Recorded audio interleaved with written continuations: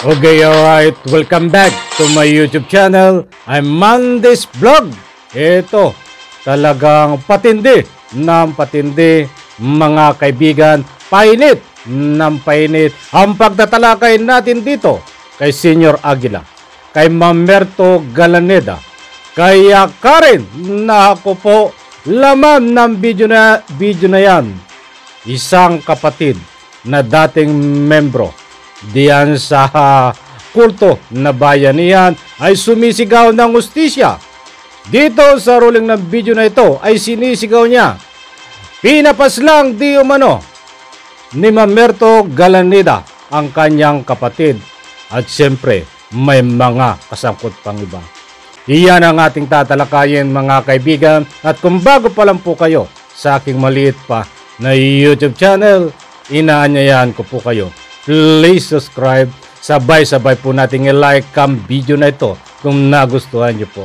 Ako'y muling nakikiusap, mga kaibigan, kung pwede lang ho, patapusin po nating panoorin ang kabuuan ng vlog na ito, at nang sa ganon, lubos po nating maunawaan. Heto na, samahan niyo po ako, mga kaibigan.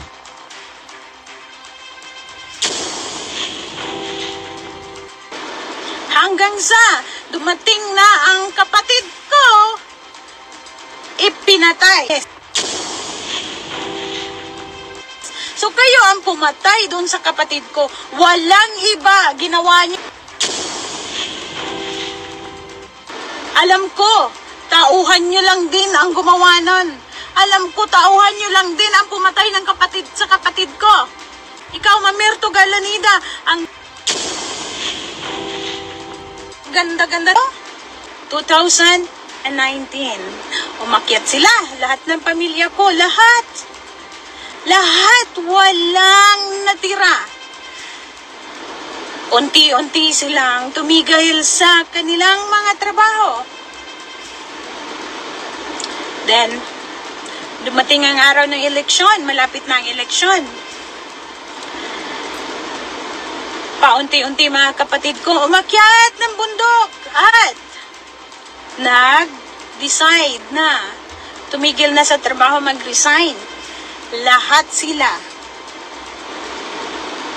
At may nangyari pa pala noong February 8. Kaya nakahikayat sila ng karamihan ng mga member ng bayanihan dahil 2008 lumindol ang Siargao, Socorro. Ngayon, anong pinagsasabi nila? At alam nila na magugunaw na ang mundo. Kailangan lahat tayo umakyat, magmamadali dahil alas 11 po, alas 11:45 ng gabi, bago maghating gabi, magugunaw na ang mundo, pati ang dapa ilulubog. So, dahil sa paniniwala ng mga tao na member ng bayanihan noon, napakalaki po ang aking respeto sa inyo, bayanihan. Lumaki ako sa bayanihan. Napakalaki ang respeto ko po. Sila ni Mama Nina. Ngayon, nagsiakyatan February 8, hindi ba? Madaling araw, hindi pa tapos. Kasi nagmamadali, bago mag 11:45, magugunaw na. Hanggang ngayon nakatayo pa rin si Dapa. Yung bayan ng Dapa at Socorro lalong lumalaki. Asaan ho yung sabi ninyong magugunaw na? Ikaw, Mamerto Galaneda, ang ganda-ganda ng panghihikayat ninyo po sa mga tauhan ninyo. Ngayon, mag-i-eleksyon na. Ikaw ay tumakbong gobernador ng Surigao. Ano nangyari? Bago mag-eleksyon, sinasabi nyo na pinag-iinitan kayo ng mga matugas? Hanggang sa dumating na ang kapatid ko, ipinatay. Yan sabihin nyo, mga matugas ang may kasalanan nun at may kagagawan? I don't think so. I do not think so. Kasi bago makalabas sa kampo ninyo, ay merong gate pass. Ngayon, sinong tauhan ni Matugas na alam ang oras ng paglabas ng kapatid ko para may kukunin doon sa bayan? Sino? Alam ko, tauhan nyo lang din ang gumawa nun. Alam ko, tauhan nyo lang din ang pumatay ng kapatid sa kapatid ko. Bakit? Alam na alam nung pumatay sa kanya na kung anong oras siya bumaba. Tinambangan siya doon. Niradyo nun na. Para, at nung mga time na yun na namatay yung kapatid ko, humikayat ulit kayo ng karamihan na natira sa mga naniniwala sa inyong kalukuhan, kagaguhan. Ngayon, nakakuha ulit kayo ng karamihan, ng maraming tao. Marami na nag-awol sa kanilang mga trabaho. Ngayon, ginamit ko ang kapatid ko para ikulong ang lahat ng mga tauhan. Bawal na lumabas kasi nakakatakot na ho. Nakakatakot na lumabas. Nakakatakot na pumunta doon dahil ambangan ulit. Tambangan ulit ng mga kalaban nyo sa politiko. Pero ho, bakit ho hanggang ngayon, 4 na taon na ang nakaraan, wala pa hong nangyari sa inyo, kayo ang may kalaban, hindi ba? Hindi ang kapatid ko? Bakit ho ngayon, hanggang ngayon, ni isa sa pamilya nyo, ni Kurot wala? Ha? Ngayon meron kayong tinuturo sa bayan, kamo yung Akim na yan. Akim, hindi ho ako naniniwala. Kayo lang ho ang gumawa ng magic nun. Kasamahan nung right hand ninyo na sinasabing si Karen. Sila ho ang magka-partner ng kapatid ko kagagawa ng kagaguhan ho ng droga. Kasama na ho kayo. Huwag kayong magmamalinis. So kayo ang pumatay doon sa kapatid ko. Walang iba. Ginawa nyong pain ang kapatid ko para makahikayat kayo ng karamihan ng buong bayan ng Socorro. Ngayon,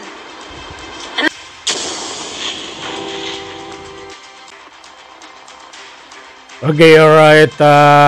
Heto ho, mga kaibigan, at napakalinaw naman diyan sa rolling ng video ang pinanood ho natin. Nako po, talagang patindi ng patindi ito.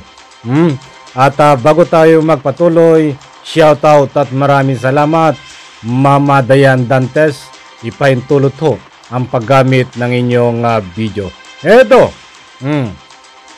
at hindi ko na ipapakilala sa inyo dahil alam ko na ang kilala nyo yan.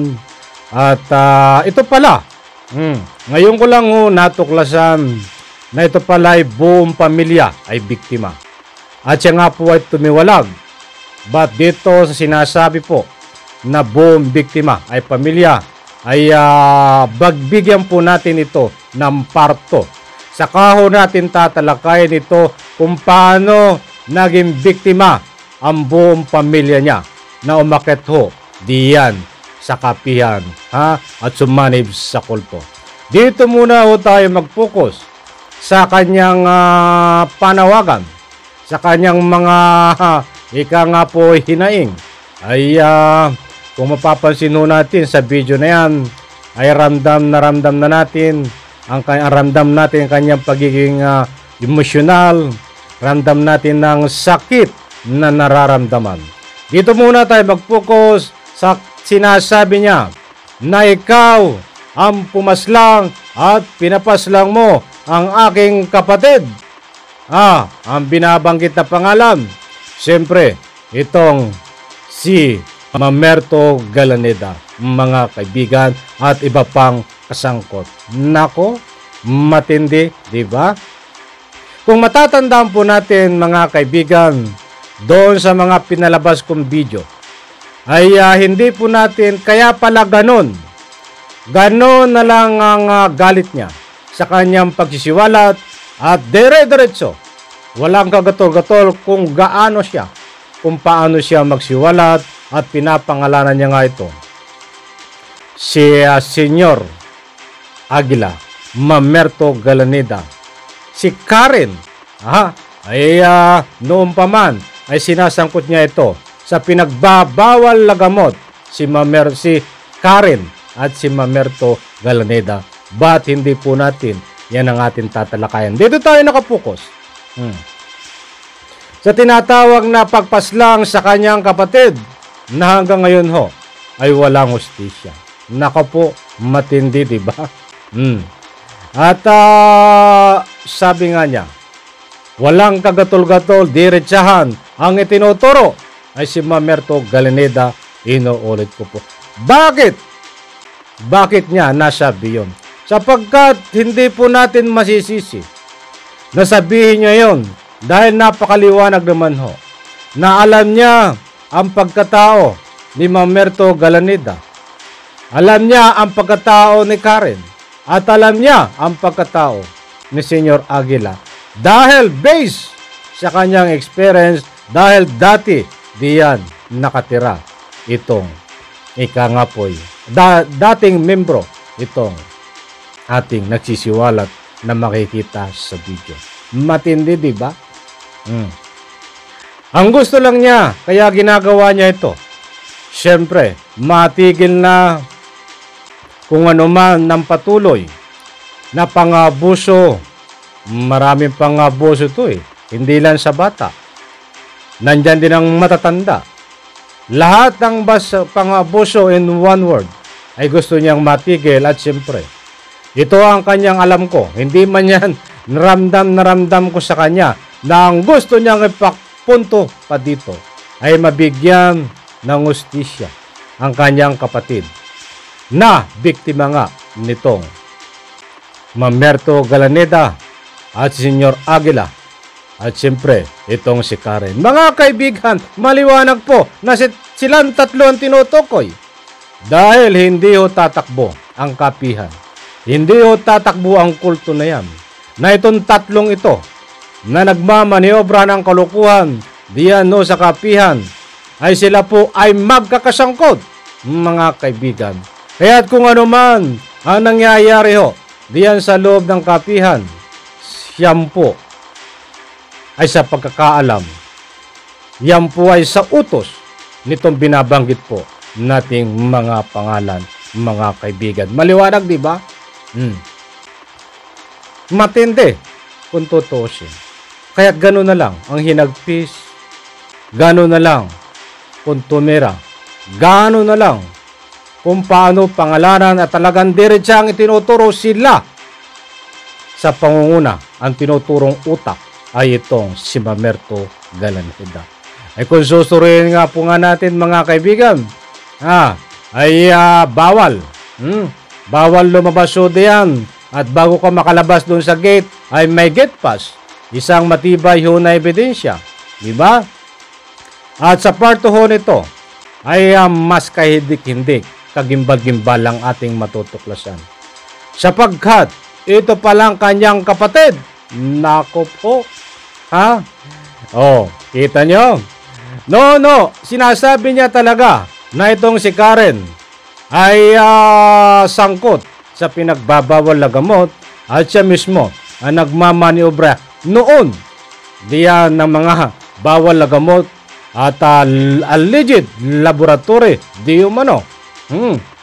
At tumutugma ho dito na sinasabi niya, ito palang kanyang kapatid na pinapaslang di umano ni Mamerto Galaneda ay sangkot din sa pinagbabawal na gamot. I'm very sorry. You know ang pagkakaalam ko sa ruling ng video niyan. Ulitin nyo ho. Maliwanag ko sa ruling ng video na yan na sinasabi yan na ang kanyang kapatid ay tandem at itong si Karen noon sa pinagbabawal na gamot. So inaamin niya na ang kanyang kapatid, mga kaibigan, na napaslang, na ang tinuturo nagpapaslang ay itong si Mamerto Galaneda di umano ay sangkot si Karen, Mamerto Galaneda at ang kanyang kapatid sa pinagbabawal na gamot. Bakit po natin kailangang talakayin yun? Bakit natin nasabihan? In relation ho doon ho dito sa inaakusa na sinasabi, matagal na itong usap-usapan.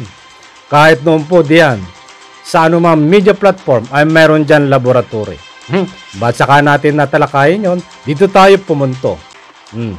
Maliwanag ko na inamin itong tagapagsalaysay, tagapagsiwala na ang kanyang kapatid ay sangkot. So sa makatuwid, hindi nagsisinungaling na talagang sangkot itong si Karen Di Umano sa pinagbabawal na gamot. Dahil yung kapatid niya, kilala niya, inamin niya na sangkot. So magkabarkado yung dalawa ni Karen.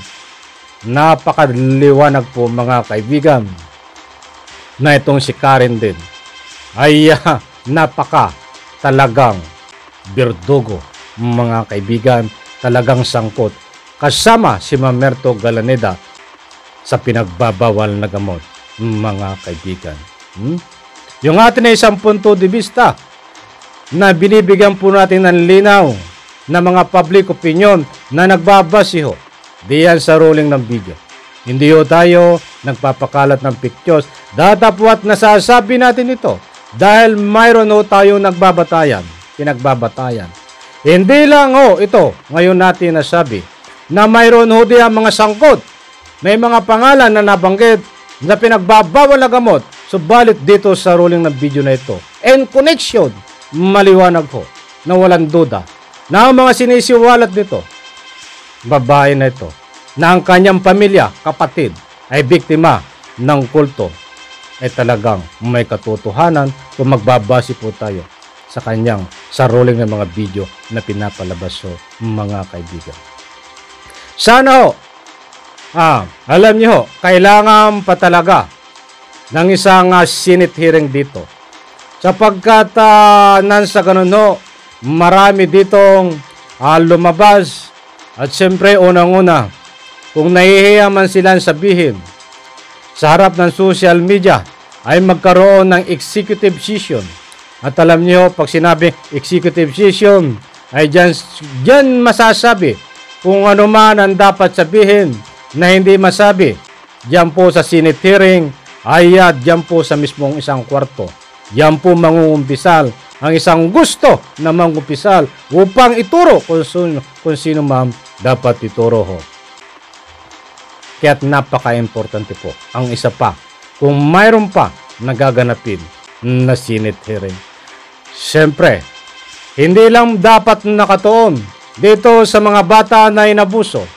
Hindi lang dapat nakatuon dito sa ika nga po yung mga pinagbabawal na gamot di umano. Hindi lang dapat nakatuon sa mga sanggol na binaon diyan. Hindi lang dapat nakatuon doon pa sa mga ibang kaso na ika nga po yung tinututukan. That's why dapat isama rin ho ito. Kung ano man ang sanhi ng pagkamatay, ang pagpaslang di umano dito sa kapatid ng ating taga-siwalat.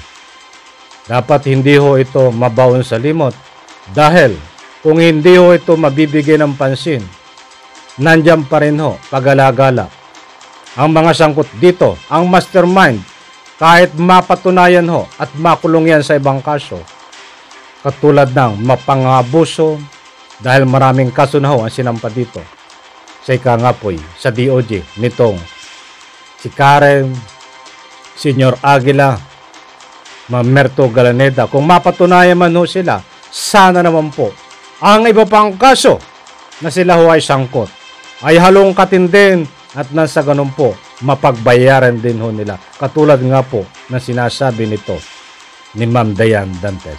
Okay, alam ko nakuha nyo ang gusto kong ipunto dito. At abangan nyo po ang parto nito. Dahil ibibigay ko po sa inyo ang full story dito sa parto nito. Ang kanyang pamilya ay biktima talaga. Buong pamilya, mga kaibigan. At paano nga ba siya nakatakas sa kuko ng agila? Nako po, sabihin natin kuko ng agila. Itong matindi na ito, si Senior Aguila. Okay.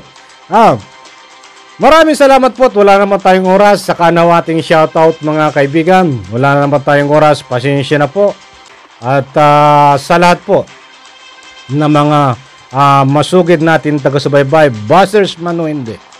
Pwede ho kayo magbigay ng public opinion diyan. Naniniwala ho ba kayo na kayang gawin ni Ma'am Merto Galaneda na ipapaslang itong sinasaad na ito na ang kanyang kapatid? Kung naniniwala ho kayo o hindi man, bukas ho ang ating comment section. Yan po lahat na inyong mga public opinion. Buong puso ko hong irerespeto. Maraming salamat po. Sabay-sabay po nating i-like ang video na ito. Pagpalain po tayo lahat. Bye-bye!